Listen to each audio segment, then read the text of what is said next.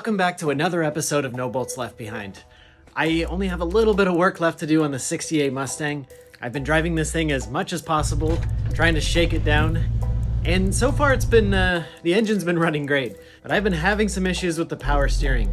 Before I jump into that, I have a few little odds and ends to finish up in the engine bay. Let's get started. So there's actually only a couple things left I have to do, and one of them is installing a radiator overflow tank. I bought this guy, just a generic little thing, and I've been really trying to figure out what the best place to put this thing is. So it would be kind of nice to put this somewhere over here, and there's probably a way I can do it, but I don't really see an easy way to do it over here, and it's definitely getting a little crowded in this spot. So probably the easiest place to do it would be right here on the side of the tank, but obviously I don't want this extremely hot aluminum thing right in front of my air filter. That's gonna kind of defeat the purpose of the cold air intake. So I'm thinking somewhere over here. I've got plenty of room, and my idea is to place it right here next to the power steering reservoir. I think I can sneak it in just like that, and I can actually get this thing positioned to be the highest point in the coolant system. I think it's a good thing to get this as high as possible so that the bubbles tend to work themselves out of this. That's always a goal to do. You know, this thing does come with a couple of generic mounting tabs, and it's kind of close. I could probably manage to use these, but I found this bracket, which is from my pile of miscellaneous brackets from the Explorer, and I knew some of them would come in handy. I'm pretty sure this one went somewhere around here to maybe hold a wire or something that I'm not using anymore. This guy's going to be perfect to, I'll definitely have to cut it in half and just kind of run off the bolts from this guy, just like that. And this should mount up pretty good. I think this will be perfect. Yeah, I'm glad I hang on to stuff like this. Really does come in handy to have random little brackets and things.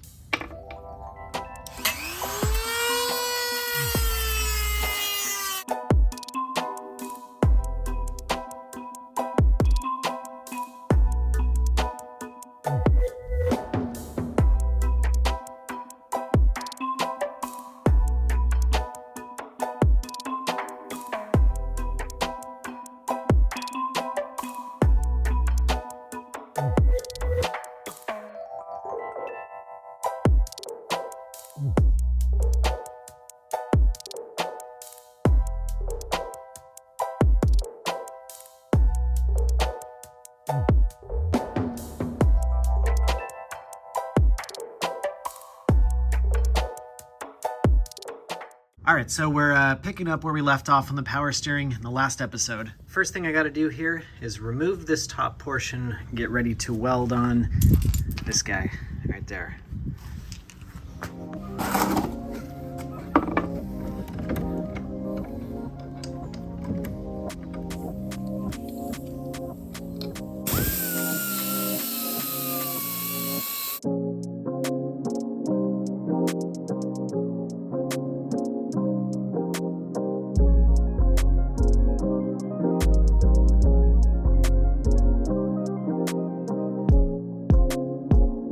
Alright, so I got this thing tightened down here, and one thing that's going to be super important is to tighten this down all the way so that I can get the final clocking of this guy correct, basically pointed in this direction. Because once this thing's welded on, it's not going to be able to be moved after I tighten this thing down. However, I'm pretty sure I'm going to have trouble with this hitting. I just don't think this thing is going to be able to thread in there. It's kind of a bummer. I think this AN fitting is just too long. I wonder if this thing can come off. I see that there are bolts here, so I wonder if this whole thing can just slide off like this housing. I think I'm gonna go ahead and give it a try because I don't really have any other options other than that. I'll pull these two hoses off, and then there's a couple of bolts here, and maybe this thing will just slide off and I can end up, tightening down this fitting while it's off the thing, and then we'll be okay. It won't be easy to remove it, but I guess I won't need to remove it because I'll be able to remove this line and the AN line right there. So fingers crossed this thing comes off. We'll see.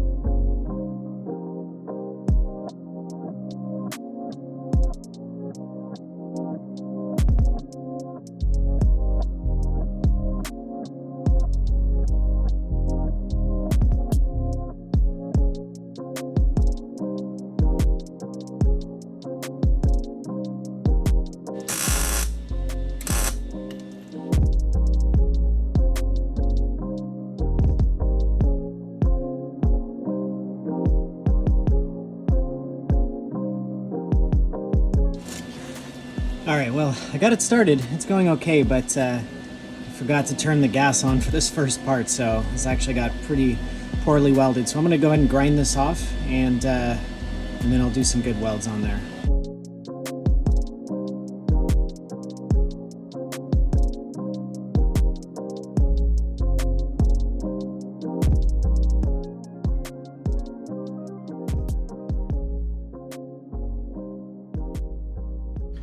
All right, there it is.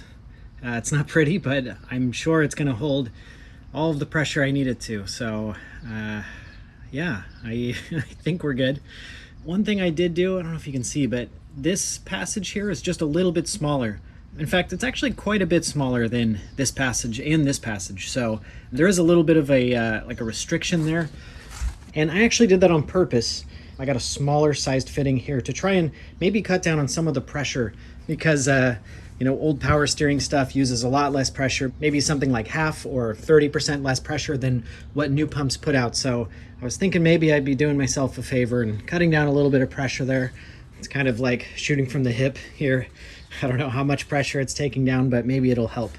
Cool. All right, well, I think I'm going to hit this with a little bit of black paint so this thing doesn't rust right away, and we'll get this thing installed on the valve body. We'll get the valve installed, and then I think we might actually be ready to hook up lines and see if this whole crazy thing works.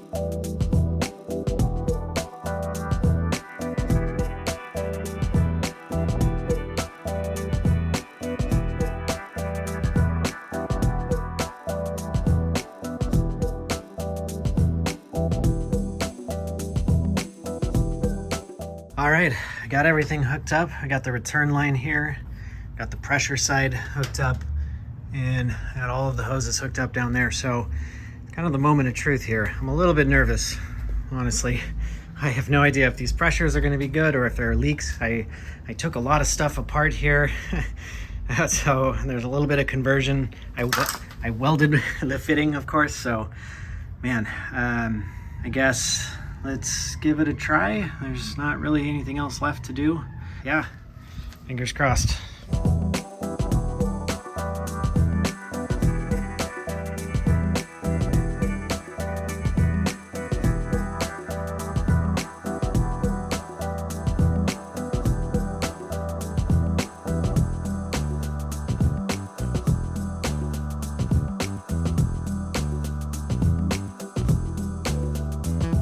All right, I think I got all of the bubbles out pretty much. Got about a quart in there and no leaks. So here goes nothing.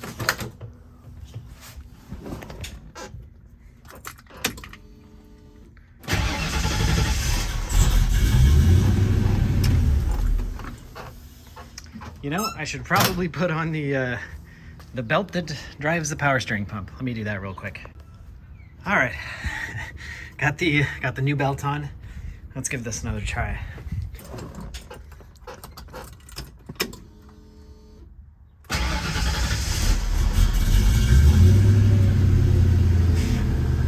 Okay.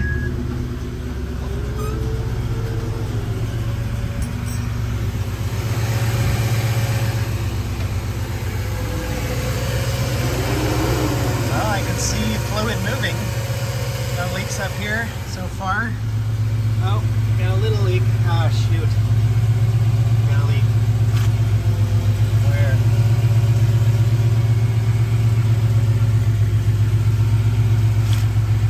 Got a small leak, but not too bad. All right, let me see if I can figure out where this leak's coming from. All right, unfortunately it does look like it's leaking out of my fitting here, so I don't know, maybe I can weld it here just zap it really quick. Looks like there's a tiny little hole right there. All right, well, could be worse. I think I'm just gonna go ahead and hit that with the welder really quick and we'll see if we're in better shape. Otherwise, seems okay. We won't really know how well it works until the first test drive, so I'll take care of this real quick and then we'll put this back down on its wheels and go for a spin. All right, well, it's been about a week. The test drive went okay.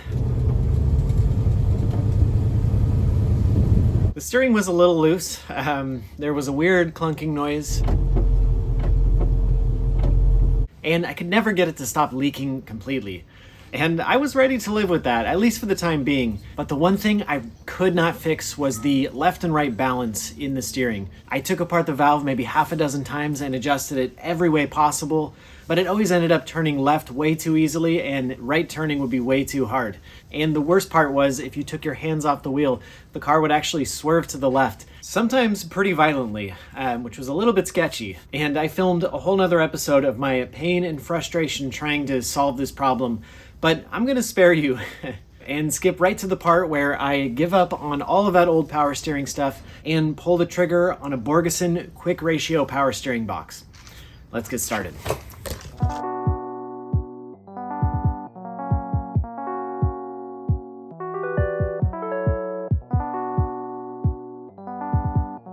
All right, so we got this thing up on jack stands here, and I can already tell what that rattling noise or that loose noise was, and it's this guy right here, which is the steering hydraulic like ram sort of thing. Actually, let me take a minute here to actually show you all of the components that make up this kind of strange Mustang power steering setup. Yeah, so this is I believe they call that the control valve, and there are two power steering lines going into that guy, which is the high pressure line and the low pressure line right here, or the return line. So this thing actually moves left and right quite a bit, and as you can see, you know, there's a little bit of interference here. There's definitely some interference if it's not angled just right with the header right there. And this thing also has a tendency to rub on the bottom of the steering arm. And I know that from the factory, there's a hard line for this guy and it routes just a little bit better. But of course I'm using an aftermarket sort of AN fitting here. And even with the factory line, the hoses like really have to kind of bend in, and I don't know, I suppose they don't kink, but it definitely is kind of a crazy little setup. So this is the second part, which is the ram, hydraulic ram thing. And these hoses I've had trouble with leaking. This boot I did replace, and it's obviously toasted, and no surprise because we're super close to the headers right here. These things have been leaking, and they're easy to get kinked, and so I've had problems with pressure here. And then lastly, obviously this thing is prone to coming loose, my little contraption here. So yeah, that's the story with this thing. Not to mention the left and right bias has a tendency to get stuck in this little spring valve sort of thing here. So it hasn't always been even, you know, it'll be a little bit harder to turn to the left than it is to the right. I don't know if you can tell by my voice, but I'm very happy to get this stuff out of here. So I think we'll probably start pulling this stuff out. And I think the first thing we'll have to do here is drain all of the fluid out of this guy, and then we'll just start pulling this junk out of here.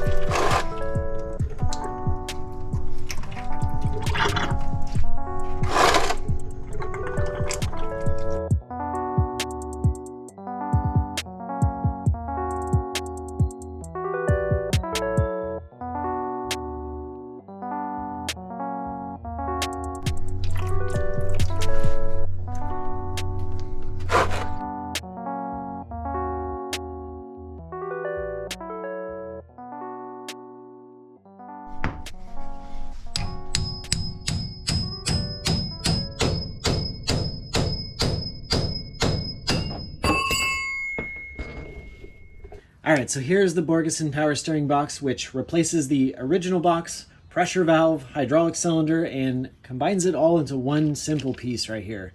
And it's practically the same size as the original box. Let's see here. Pretty much the same there. And as per tradition, I think I want to go ahead and weigh the new steering box, and then I'll weigh all of the old stuff too, so we can see the weight difference between the two.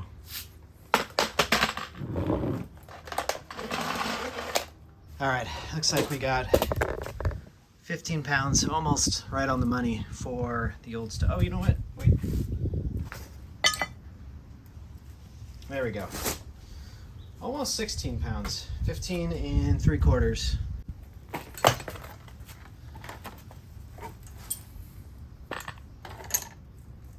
Wow, exactly the same. What are the odds?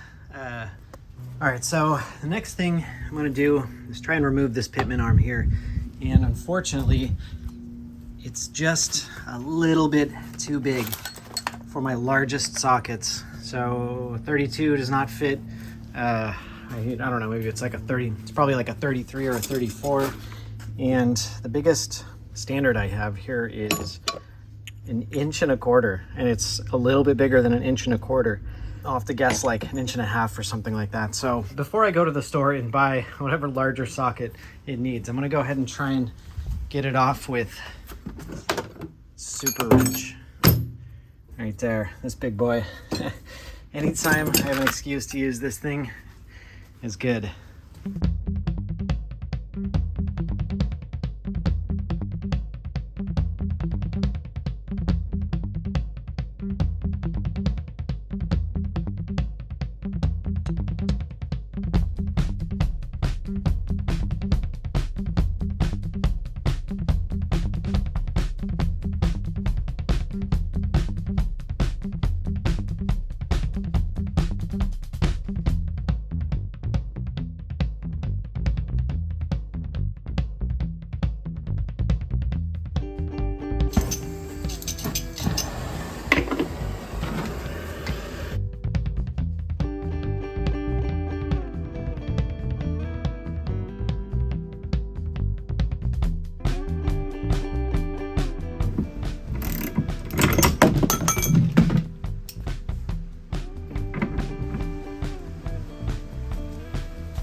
Ooh, all right, got this thing out of there.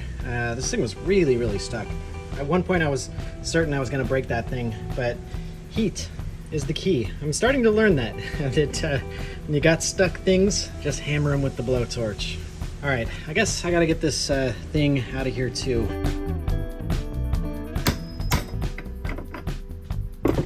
All right, so I guess next step is to get this power steering box in there. It's time.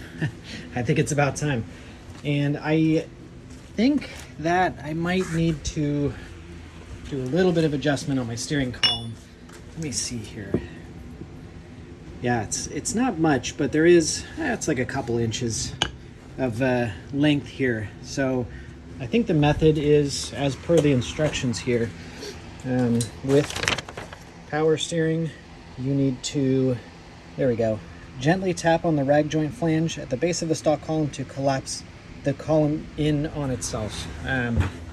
I've done this before. These steering columns actually are collapsible so that you don't get harpooned, I guess, as bad from the steering column. So that makes for a very nice, easy way to collapse this guy and adjust the length. So I think just tapping the end of that guy should do it. And I think before I do that, I'm gonna measure just how much I need to go.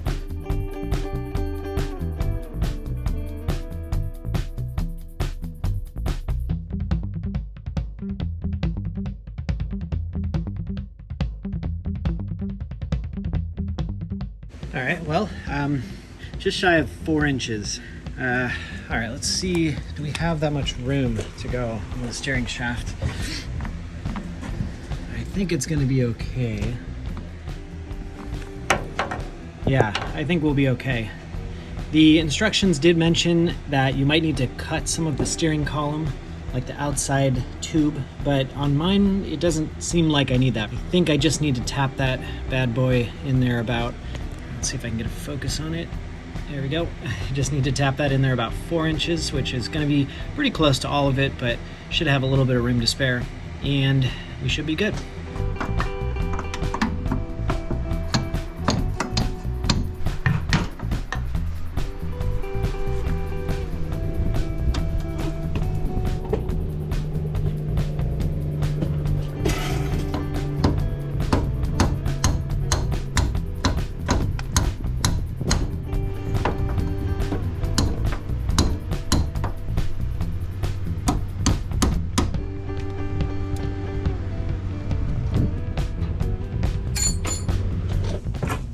That was very, very easy, just a light tap, and we pretty much shrunk that thing down all the way, and I think that might actually be okay. Let's try and get this steering box up in there, and we'll see if it works.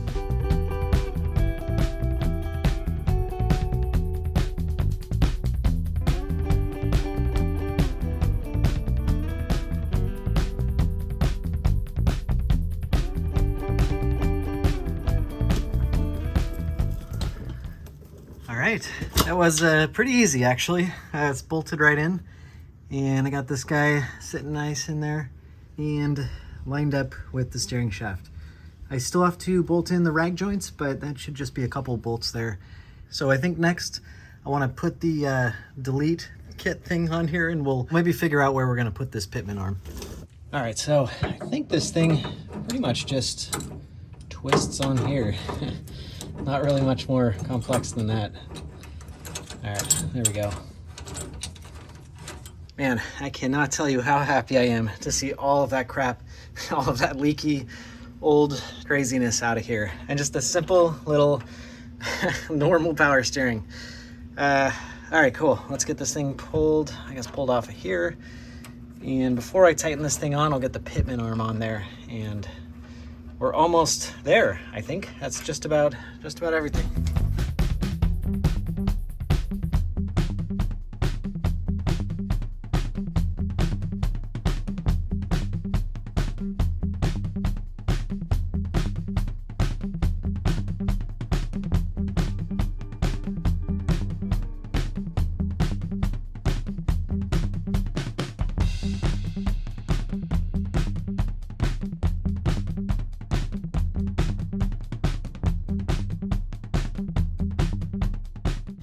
All right, also very easy to install. Got that guy tightened down there. Can't forget to grease it down at the bottom. I see that little zerk fitting down there. And can't forget to tighten this thing either. I think right now I'm gonna blast this Pitman arm bolt with the impact, and then I'll figure out what torque we need to crank that thing down to and make sure to get it nice and tight.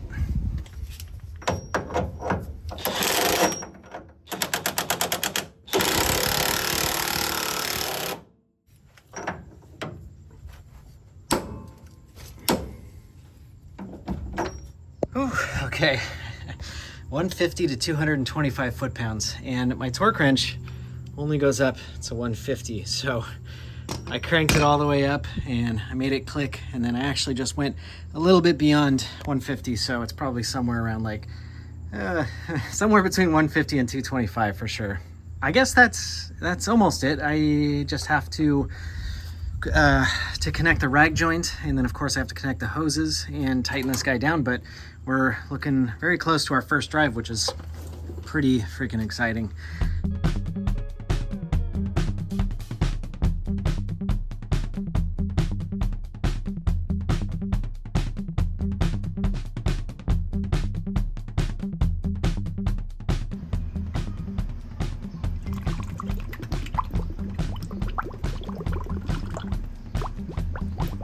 All right, everything's hooked up. Let's got this thing bled. Let's give it a try.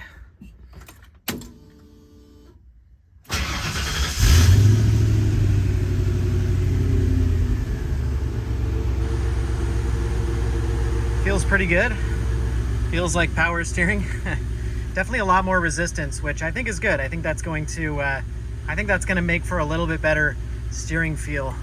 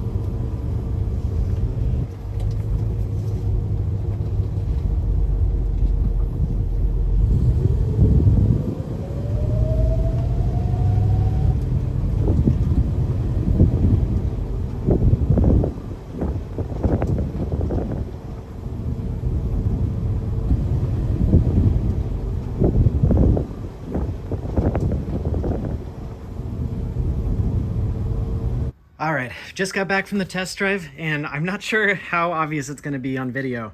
I'm going to do a side-by-side. But one thing I can definitely say is that this thing is a lot more modern feeling.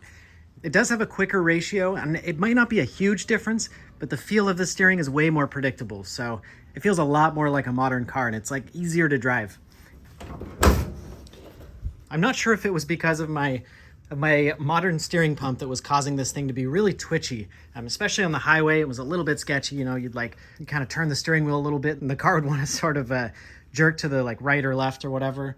And that definitely seems gone. I know these Borgeson steering boxes are able to handle a lot more pressure than the original stuff. So I think that might have something to do with it, but I'm super happy with how this thing drives. It was really the last thing that was wrong with this car. It was kind of driving me crazy. And I can't tell you how happy I am to have all of those steering lines gone, away from the headers, no craziness anymore. Just got these guys tucked up all nice. I like it. All right, well, that's it for this episode. I'm super happy with this new power steering setup. I'm sure you can see the stress leave my face. It was definitely the last thing that was kind of wrong with this car, and I knew it had to be fixed eventually, so I'm glad to kind of check that last thing off the list. Speaking of which, in the next episode, we're going to take this thing on a little mini road trip, and we'll get to see how it does with a little bit longer drive. All right, see you next time.